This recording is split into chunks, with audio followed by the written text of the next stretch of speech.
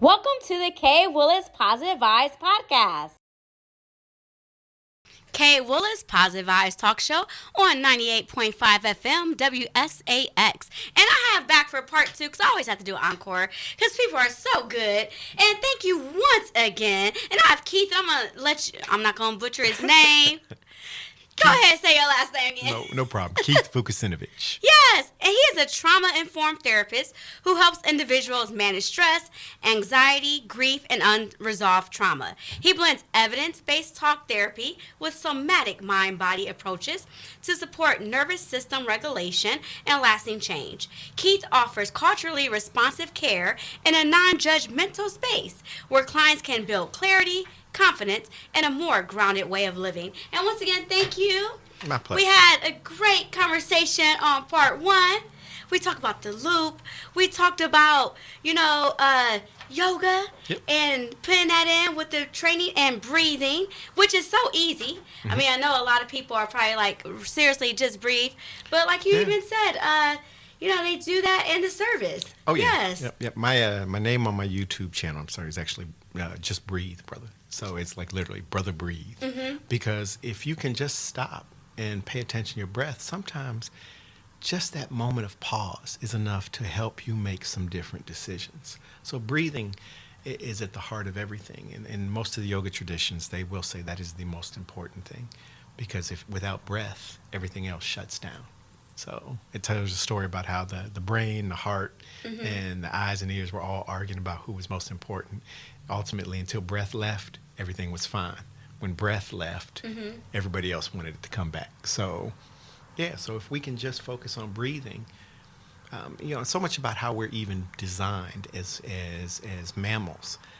We're built to co-regulate with each other, mm-hmm. to pay attention to nonverbals. I mean, I think a fun example of that is how kids, you ever watch a little one fall and then look at mom or dad to decide whether or not they were okay? To see if they want to cry. Right, yeah. And if you hit your head, you look up and mom's like, oh, you good? Come on. You're like, mm-hmm. well, darn, that hurt. But mama says I'm all right, so I'm gonna keep it pushing, mm-hmm. right?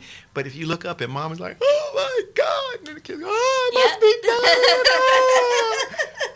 done. Humans, yes. We walk into the room, you feel the energy in the room, you know when something's exactly. off, right? Yes. Right, and you're like, everything. It's like if somebody comes and somebody's like, give me all their nonverbals, they're all mad and puckered up, and you go, how are you? Fine.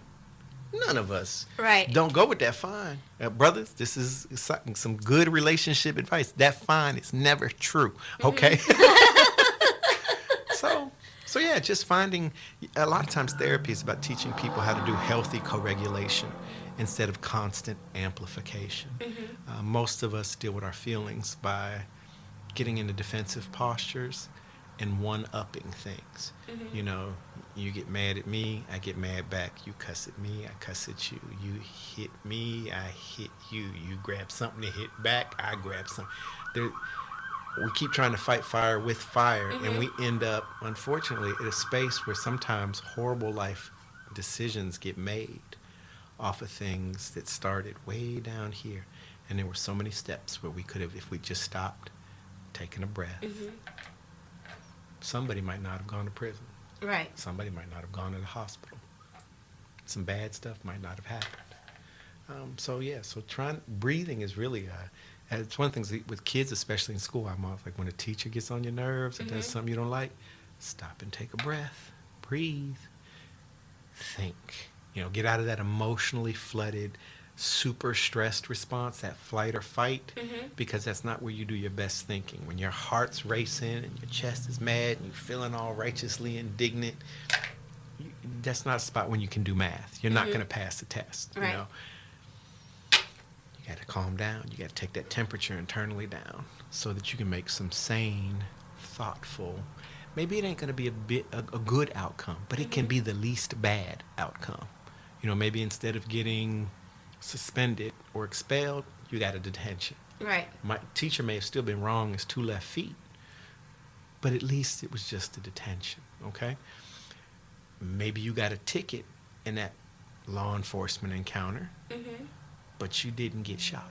Right. So teaching us how to stay as calm as possible when everything around us might actually be on fire is kind of what I strive to do.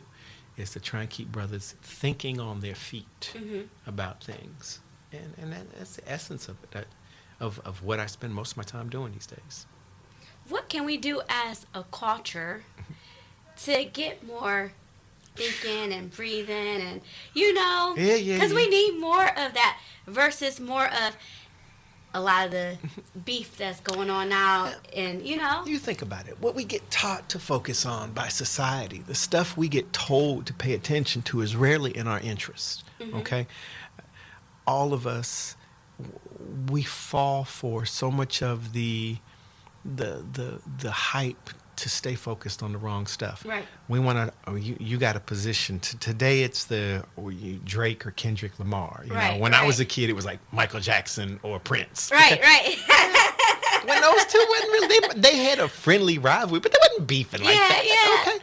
But we get taught that those are the things, and God forbid that that somebody disrespect you. And I think that some of that, again, going back to what we talked about on the last conversation about the roots of things in trauma, we flex on each other because I think at times we unconsciously recognize our powerlessness in the system. The same folks who will shoot another brown body over, I didn't like the way this dude talked to me, silently have been stomaching the disrespect of society for decades. Okay. And I think that sometimes what we can do is try and find ways of pointing that out, that this willingness to escalate amongst ourselves is something that we got taught to do, but it is not truly in our interest. Right.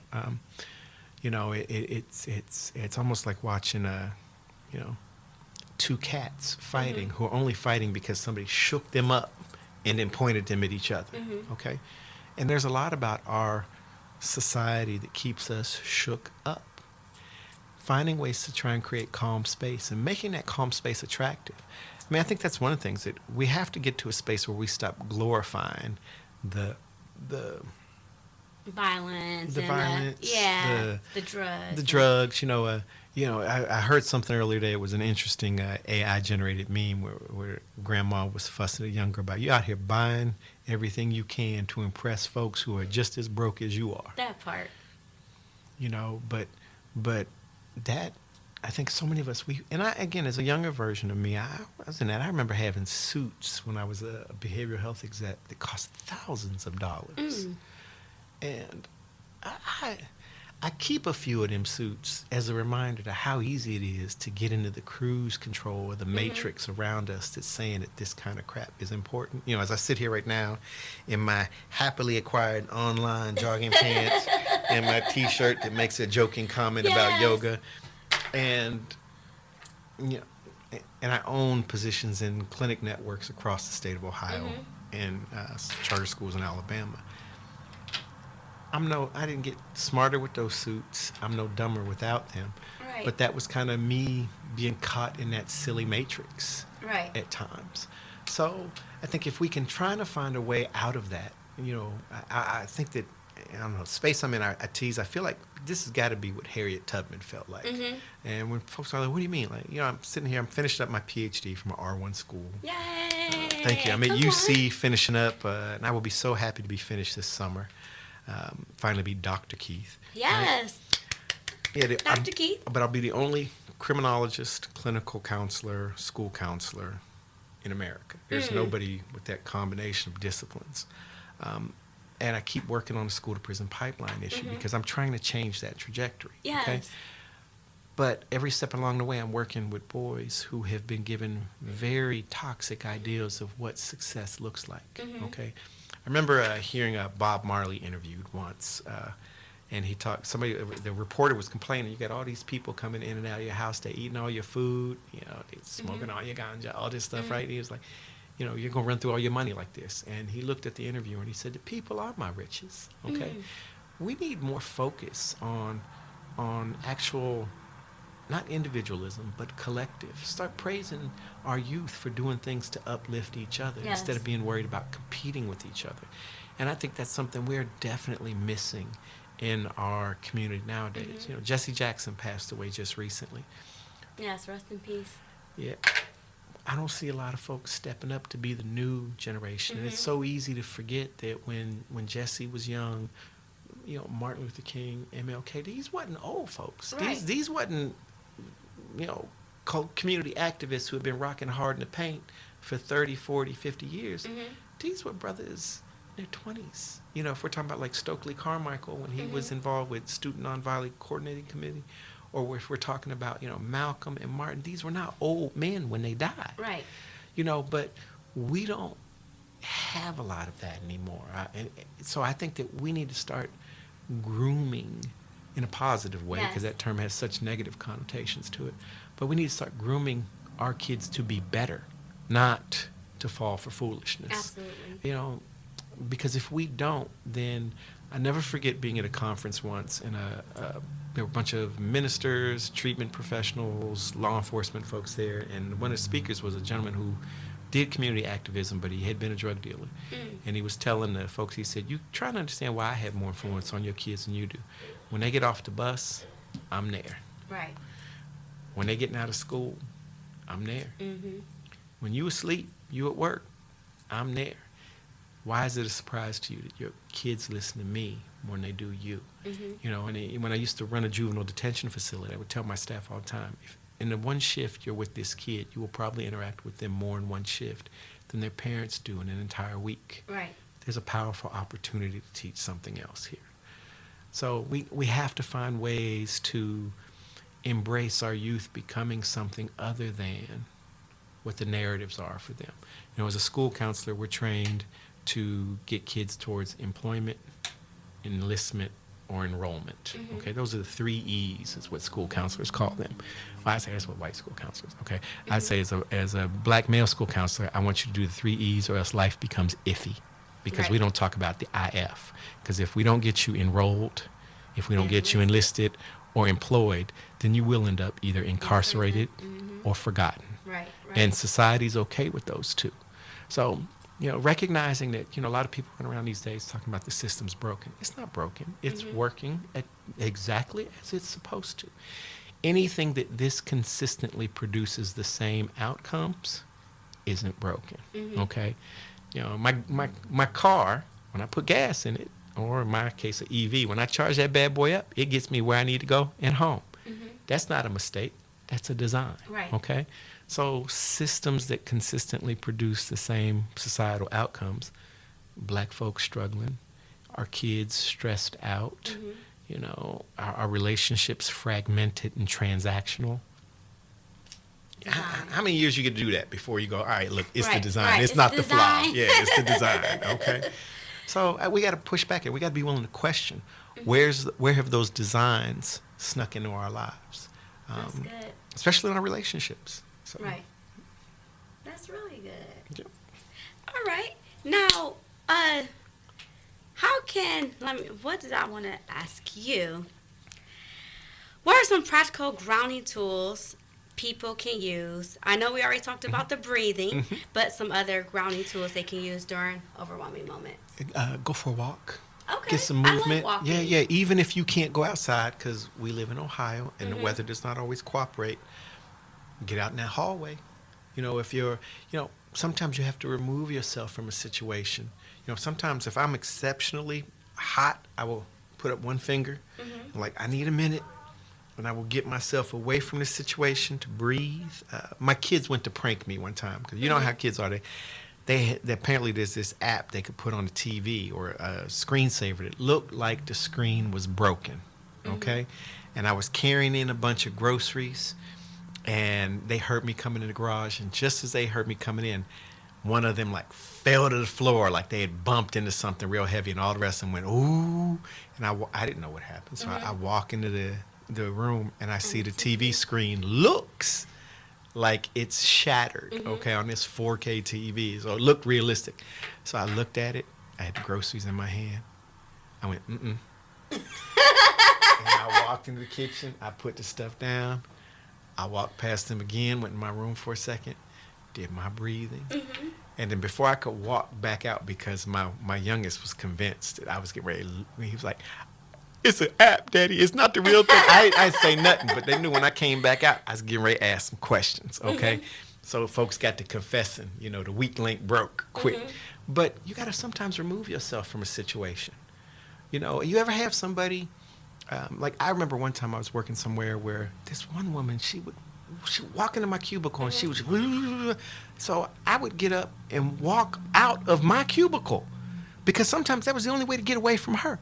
And one time I was like, ma'am, I'm getting ready to go. You get ready to follow me into the men's room. Stop, okay? I'd go hide in the bathroom for a few minutes, like, oh my God, I need a moment, because we can't always escape every situation immediately. Correct. You can work on trying to achieve escape velocity sometimes, but that takes a minute. You don't. But you got to get some space. You got to give yourself space to be able to use some of your other techniques, like breathing or stretching.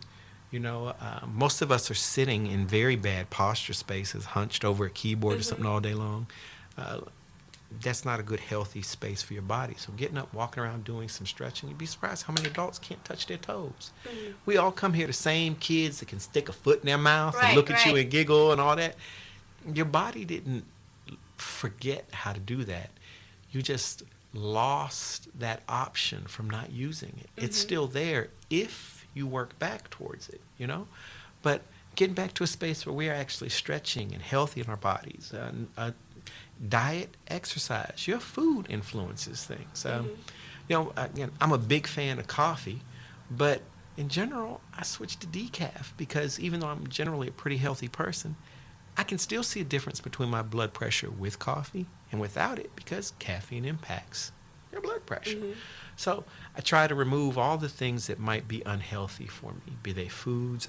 As I said when we talked last time, when I was in college, my nickname was Ganja, so that tells you what, and I laugh because I'd be in a club with a Long Island iced tea in each hand. Folks be like, who you here with? And nobody, I just didn't want to have to go to the bar twice. And, in hindsight, that ain't a good look. You sitting there with 2 Long Island iced teas, right? And now, I don't drink anymore. That's good. And I can only imagine if I tried to have 2 Long Island iced teas now, there's somewhere for me to catch a nap, right? Because that's all I'm going to be good for at that point. But so many of the things that are just distractions or ways of numbing ourselves, but we don't realize, what are you actually doing? And process addictions, some of us eat as a way to self-soothe. Unfortunately, some of us shop and spend money we do not have. I mean, I remember driving past the outlet malls up the way from here. What is that, up in Delaware? Yeah. I was coming home. I was coming back down here I'd been visiting family in Cleveland. And I'm like, I know what I know about the economy. What y'all shopping with? Because I'm watching every dime right now, okay?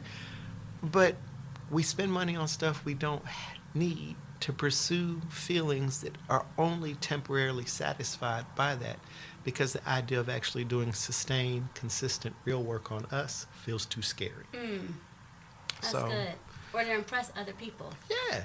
Who again? Like I said, you're trying to impress other broke folks. Right. We're all in the same boat. Right. Yeah. Just to be like, you're not up on it. I'm up on it. Yeah. Look, I remember when I I got my daughter this $6,000 Gucci backpack. Oh wow! Okay? Yeah, again, stupid stuff. I said I used to, right?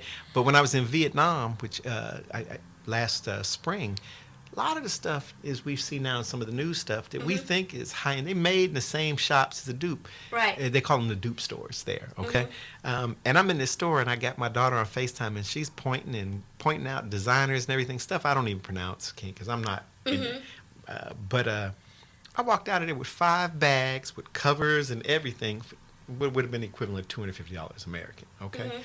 I was like, I ain't buying you none of this real stuff no more. Right. Now when I can just go to Vietnam and get you as much as you want, So, but learning how to escape that matrix of the need to financially impress folks who are struggling, because that teaches us all how to be poor. Right. How to be aggressively posturing with other folks about stuff that doesn't need to be handled that way.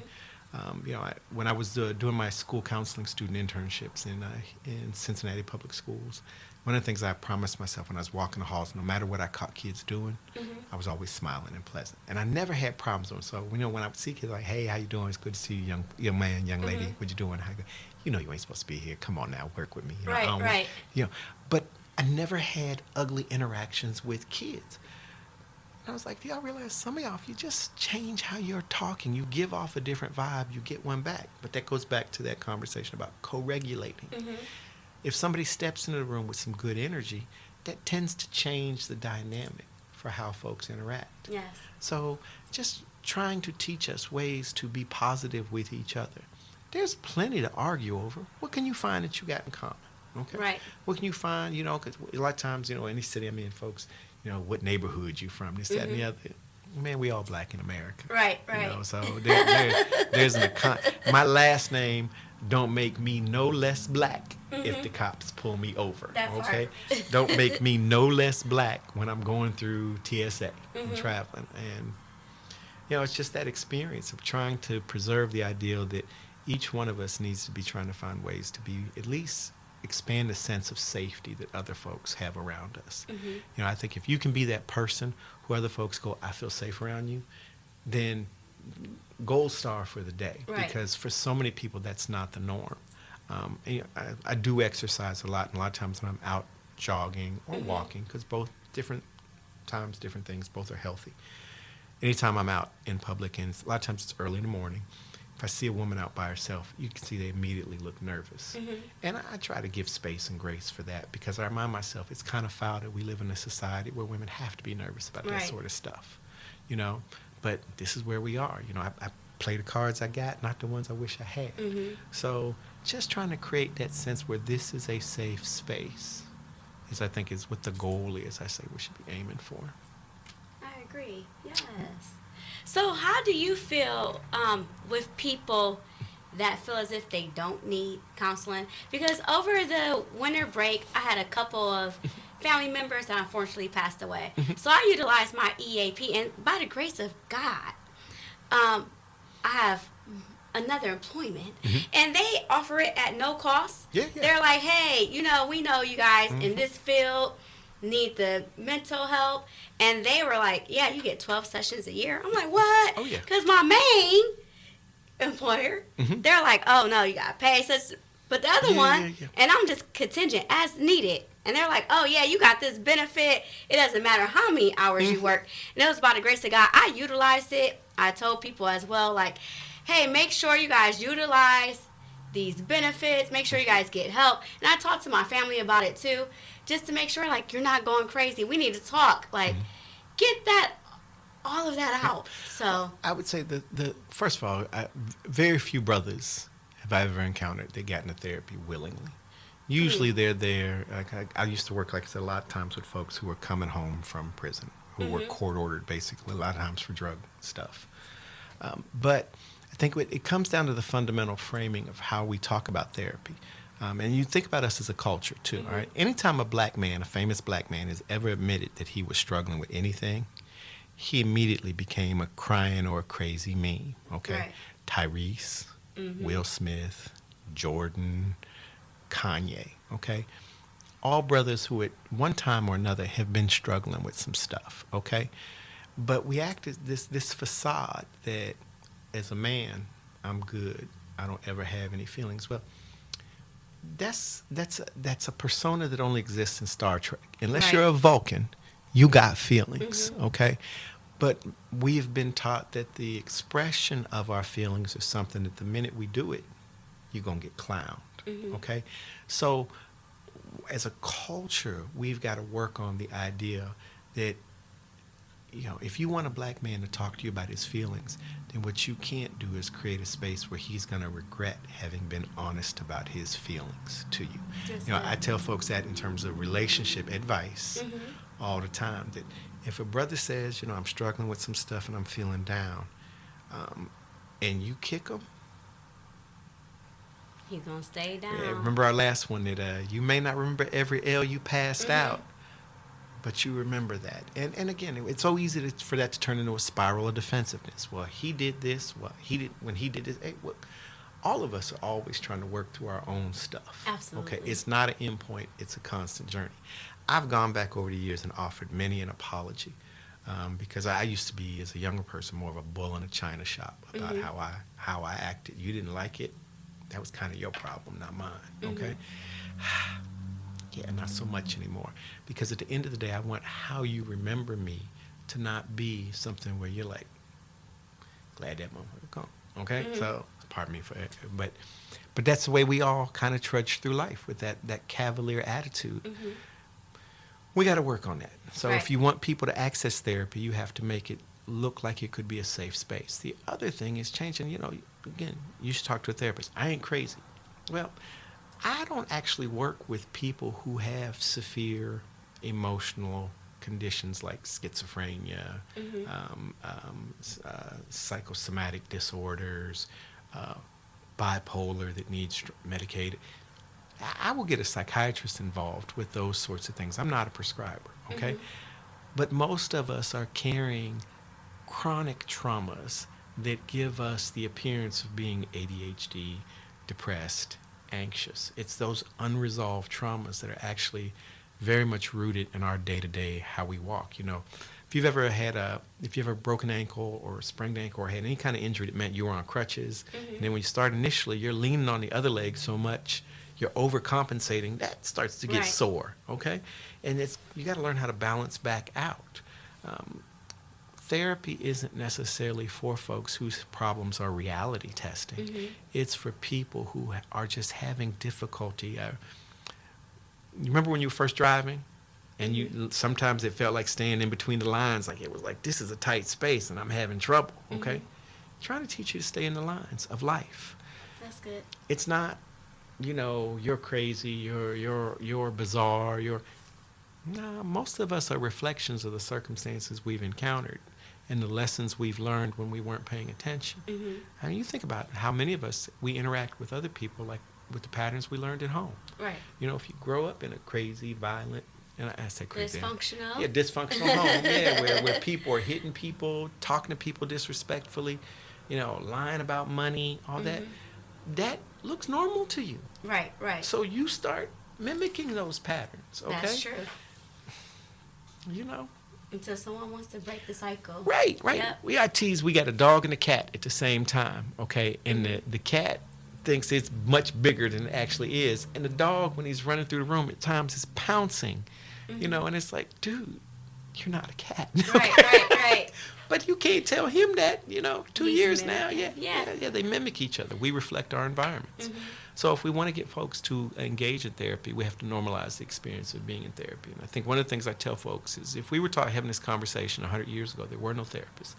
But we had institutions. You had families. You might have had the same family within, you had access to your aunts, your uncles, your grandparents. There was a circle. A lot of us, whether it was going to church, going to the mosque, you had elders that had a vested interest in your well-being. In the absence of that, because most of those networks are very fragmented, we live in nuclear families. As I mentioned, I'm from Youngstown. I'm nowhere near my folks, okay? And truth be told, most of them aren't there anymore, okay? We don't have the same institutions, so therapy provides a new space to create community. Yes. And to create a safe space to talk about things. Sometimes, again, the same therapist that taught me WDEP that I shared in the last episode, he said that sometimes good counseling is about comforting the afflicted, and sometimes it's about afflicting the comfortable, okay? Sometimes the patterns we've become comfortable with are not functional. Just because it's normalized in your life doesn't make it the healthiest expression of you. So that's, again, I think those are the conversations I like to have with folks. I post stuff on Facebook because I'm old. I don't do many of the other. You're not old, you're wise. Yeah, well, you got to find my wisdom on Facebook. It ain't hiding on TikTok. I do some stuff. I'm lying if I say that. Truth be told, I do positive affirmations for kids in the morning because I feel like every child should start off their school day with something pleasant said to them. But that doesn't happen as much as it should. So, but I just think that just trying to encourage folks, there's healthier ways of looking at life. That's just at the root, is trying to change the lens through which we look at and what we call health and mental health. Yes. I love that. Healthier way of looking at things in life. And how may we reach you? I can be reached by my phone, 937-672-1424, or at my website, Anansi, ANANSIPHD.com. I'm also on Psychology Today. Thank you. And if you want to be a sponsor, you can email me at kwillis.positivevibes@gmail.com. And thank you for tuning in to K Willis Positive Vibes on 98.5 FM WSAX. Please like, share, and subscribe to the K Willis Positive Vibes podcast. Thank you for tuning in to the K Willis Positive Vibes podcast. Please order my book, The Principles of Overcoming Life's Obstacles, a 31-day journey to positive living, available on Amazon.com. Until next time, stay positive.